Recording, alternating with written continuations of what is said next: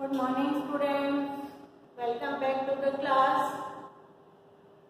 Now, today we will do about why do we fall. Last time also we had done this, and we are continuing this lesson. Why do we fall in? Now today we will do diseases and their causes. Have a pen and notebook to note down the important points and concentrate on your lesson. Now, first of all, what is disease? Disease itself is made up of two words, this plus each. That forms disease. This means without, each means comfort. Means when we are feeling uncomfortable or when there is any deviation or any change in the normal structure and function of the body, then we can say that this is a disease. Now, this disease we can diagnose on the basis of some symptoms and signs. आपने देखा होगा जब कोई disease होती है तो हमारी body में कुछ सिम्टम्स होते हैं, जैसे फीवर हो गया, साइन बॉडी पे रैशेज हो गए, या कोई भी आपको सिम्टम डायरिया हो गया है, आपको भूख लगना बंद हो गया है, तो ऐसी कंडीशंस में दिस इज कॉल्ड डिजीज. तो सिम्टम किसको कहेंगे हम? Here is given symptom and sign. Symptom होता है change in normal structure and functioning. Structure and functioning of the body. Change in normal structure and functioning of the body system or body parts. कोई भी change हो जाए तो उसको हम symptom कहते हैं. बट होता क्या है, symptom one symptom can be for many disease. उसके बेस पे आप डिजीज को डायग्नोस नहीं कर सकते, पर यह पता चलता है कि आपकी बॉडी में कोई ना कोई डिजीज है. आप डॉक्टर के पास जाते हैं, डॉक्टर भी कहते हैं जाके आपको सिम्टम ही पूछता है पहले क्या फील हो रहा है, क्या आपकी बॉडी में है, तो उसके बेस पे फिर टेस्टिंग की जाती है और टेस्टिंग के बाद ये श्योर किया जाता है कि क्या डिजीज है. डायग्नोसिस टेस्टिंग के बाद ही होती है. अब मान लीजिए फीवर है, हेडेक है, तो आपकी बॉडी में कुछ डिफरेंट तो है, कुछ फंक्शनिंग आपकी एबनॉर्मल है, पर किसके कारण है और क्या डिजीज है ये नहीं कह सकते. फीवर बहुत रीजन से हो सकता है, हेडेक भी बहुत रीजन से हो सकता है, due to some disorder in brain और समटाइम ड्यू टू टायर्डनेस और due to some other disease. तो ये जो है सिम्टम्स है. साइन है डेफिनेट क्लूज और इंडिकेशन. कुछ डेफिनेट क्लूज और इंडिकेशन हमारी बॉडी देती है of a specific disease in the body, तो इसको कहते हैं साइन. आपने देखा होगा कि बॉडी के ऊपर कई बार रैशेज हो जाते हैं, दाने हो जाते हैं, कुछ ब्लिस्टर्स हो जाते हैं, उससे डिफरेंट डिजीज का हमें पता चलता है.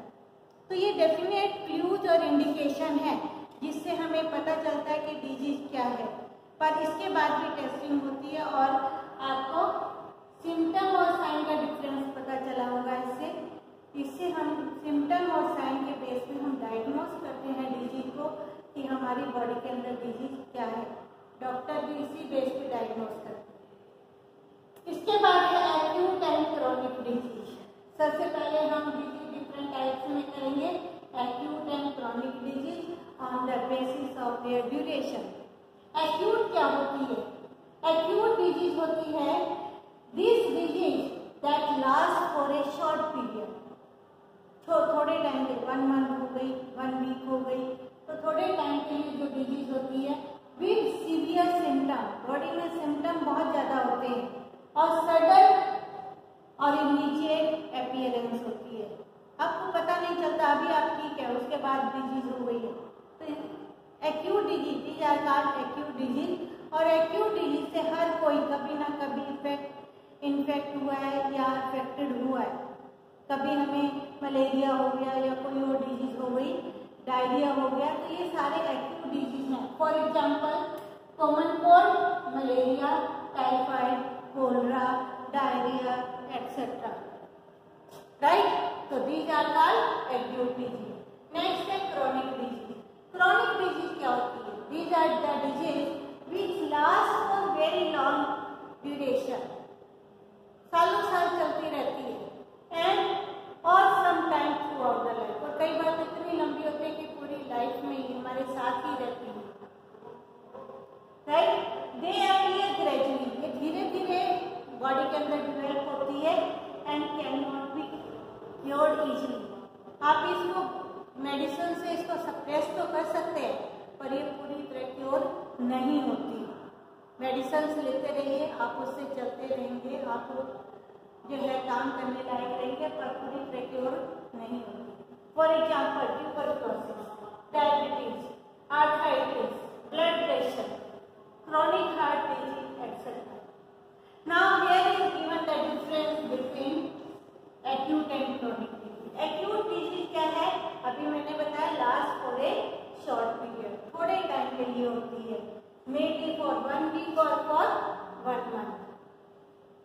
Chronic disease lasts for longer duration or sometimes throughout our life and goes with our life. अगर हम नहीं रहेंगे तभी ये डिजीज खत्म होगी, अदरवाइज ये हमारे साथ ही चलेगी। नेक्स्ट है एक्यूट डिजीज में सिम्टम क्या होते हैं? सिम्टम्स आर सीवियर, बहुत ज्यादा होते हैं, एंड सडनली अपीयर होते हैं और सीवियर होते हैं। पर क्रोनिक डिजीज में सिम्टम लेस सीवियर होते हैं, धीरे धीरे डेवलप होते हैं और ग्रेजुअली धीरे धीरे होते हैं। नेक्स्ट है no major effect on general health. Acute disease का कोई ज्यादा इफेक्ट नहीं होता, रिकवरी हो जाती है बाय टेकिंग गुड डाइट और other care, it can B और जो है रिकवर। और इसमें क्या है? क्रोनिक में बैड इफेक्ट ऑन हेल्थ, ये परमानेंट बैड इफेक्ट देती है हेल्थ के ऊपर। नेक्स्ट है temporary tiredness effect, work for short period. जब आपको डिजीज होती है, आपने देखा होगा आप स्कूल नहीं आते, 1 वीक के लिए नहीं आए, मैम ये हो गया था, तो वो जो है टेम्परेरी टायर्डनेस और टेम्परेरी इफेक्ट है, जो हमारे बॉडी को टेम्परेरी और थोड़े टाइम के लिए इफेक्ट करती है, उसके बाद हम ओवरकम कर लेते हैं, अपने काम को कंप्लीट कर लेते हैं। बट क्रोनिक डिजीज में क्या होता है?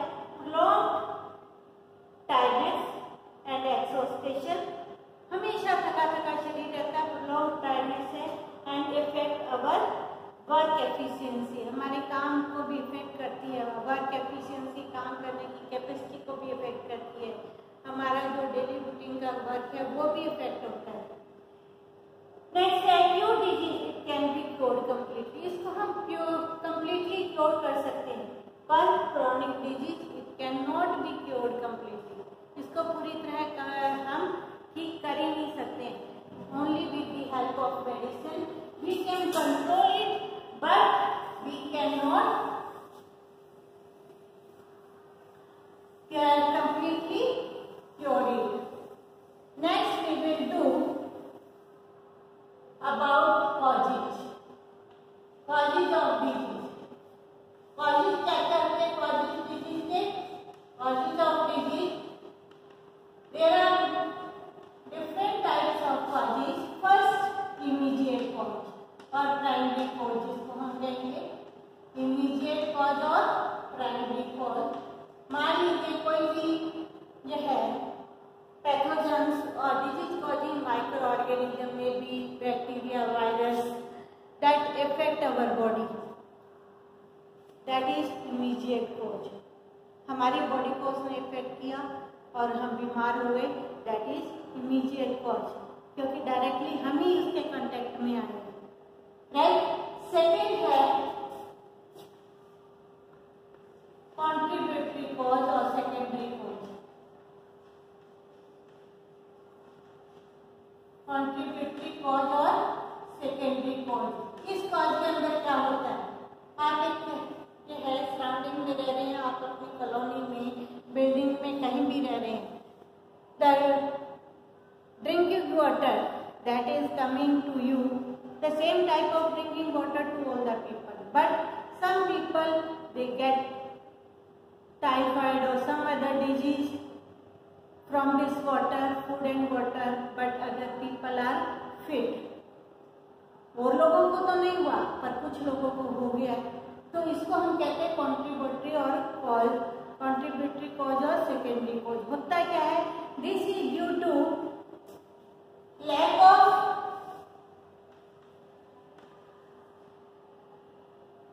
गुड न्यूट्रिशन या good nutrients in our body,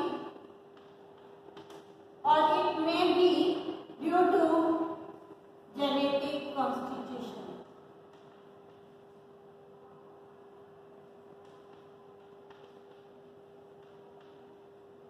right, lack of good nutrition मतलब इसका मतलब आपकी इम्यूनिटी लो है।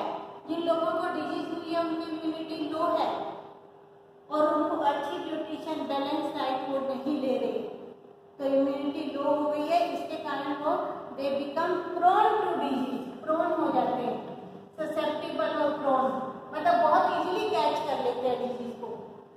जेनेटिक, कुछ लोगों की जेनेटिक क्या कॉन्स्टिट्यूशन, जेनेटिक फॉर्मेशन ही ऐसी होती है कि पेरेंट्स से जीन्स ही ऐसे होते हैं, they are always weak and can catch the disease easily. तो ये है कॉन्ट्रीब्यूटरी कॉज और सेकेंडरी कॉज। तीसरा है टर्शरी कॉज। टर्शरी कॉज में क्या आता है, आप देखिए टर्शरी कॉज में that is non availability of clean drinking water और प्रॉपर फूड। आपने देखा होगा जो स्लम एरिया में लोग रहते हैं या पुअर पीपल हैं, they can not afford to have the good conditions या good diet, proper drinking water, तो दे बिकम मोर प्रोन और more susceptible to the disease. They are not having such facilities कि they can avail the good health services. Now अगर वो बीमार हो गए तो उनके पास इतना नहीं है कि वो किसी अच्छे डॉक्टर को दिखाएं, या फिर पहले इतना नहीं है कि वो बैलेंस डाइट खाएं। तो इस तरह के जो कॉज होते हैं, और जब ये इस तरह के कॉज होते हैं तो वो बहुत जल्दी डिजीज को कॉज करते हैं। These are called tertiary cause. तो these are 3 different causes of disease: immediate cause, contributory or secondary cause, or temporary or tertiary cause. Now types of disease. Types of disease में आप देखिए first type क्या है, congenital disease, congenital disease, congenital disease, congenital disease कौन सी होती है, which are present in our body right from our birth. हमारे birth time से ही when we get born तभी से जो डिजीज होती है that is called congenital disease, और this disease can be due to genetic disorder or mutation, genetic disorder और mutation से हो सकती है, right? कॉन्जेनिटल डिजीज में एग्जाम्पल है haemophilia. Haemophilia it is also called the royal disease. Haemophilia इसको हम रॉयल डिजीज भी कहते हैं। रॉयल डिजीज क्यों कहते हैं, क्योंकि जो ब्रिटेन की रॉयल फैमिली है इसमें मोस्टली में ये हीमोफीलिया डिजीज है। इसमें क्या होता है, ब्लड क्लॉट नहीं होता, अगर ब्लीडिंग होती है वो कॉन्टिन्यूसली होती है, and that can cause death also, right. Next we can say sickle cell anaemia. Sickle cell anaemia. Next we can say thalassaemia. आजकल आपको सुनने को मिल रहा होगा thalassaemia. Thalassaemia is also congenital disease. So these cannot be easily cured. They are present in the body right from the birth. Next है acquired disease. Acquired disease कौन सी होती है? Acquired disease होती है which comes in the body or which the organism get from their surrounding after their birth. Surrounding से मिलती है after their birth, that is called acquired disease. They can not be transferred from one generation to another generation. और genetical disease एक generation से दूसरी generation में जाती है, but acquired disease can not be transferred to next generation. This acquired disease it is of two types, non infectious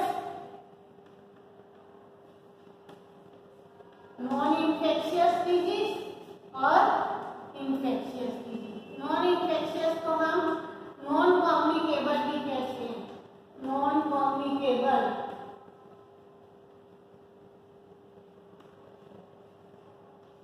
और ये होती है इन्फेक्शियस और communicable.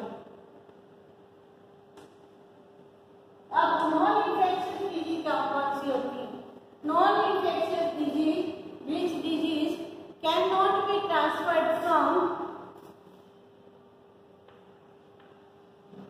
non-infectious cannot be transferred from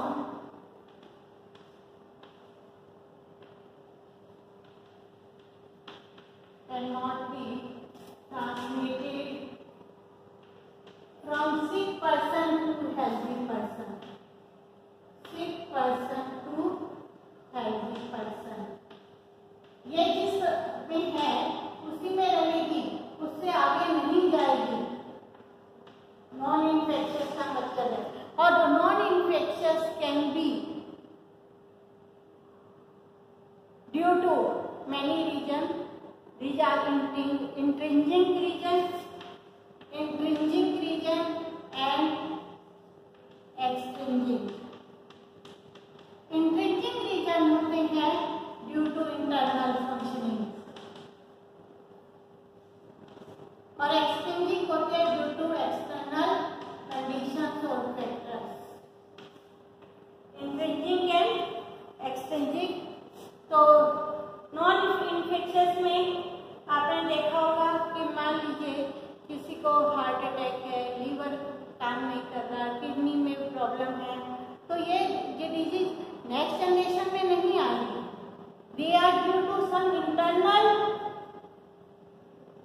reason, internal functioning of the body, internal reason of the body, due to some internal functioning the disorder take place,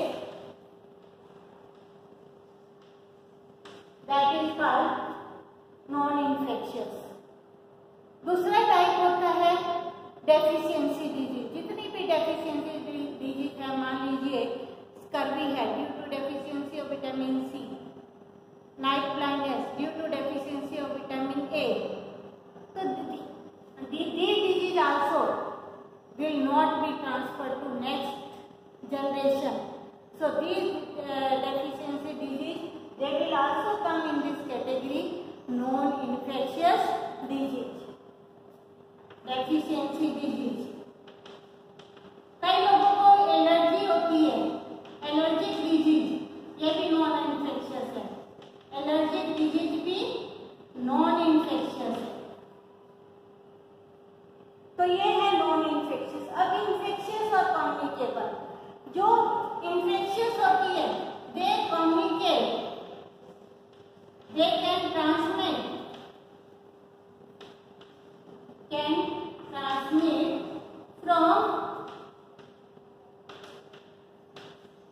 from sick person to healthy person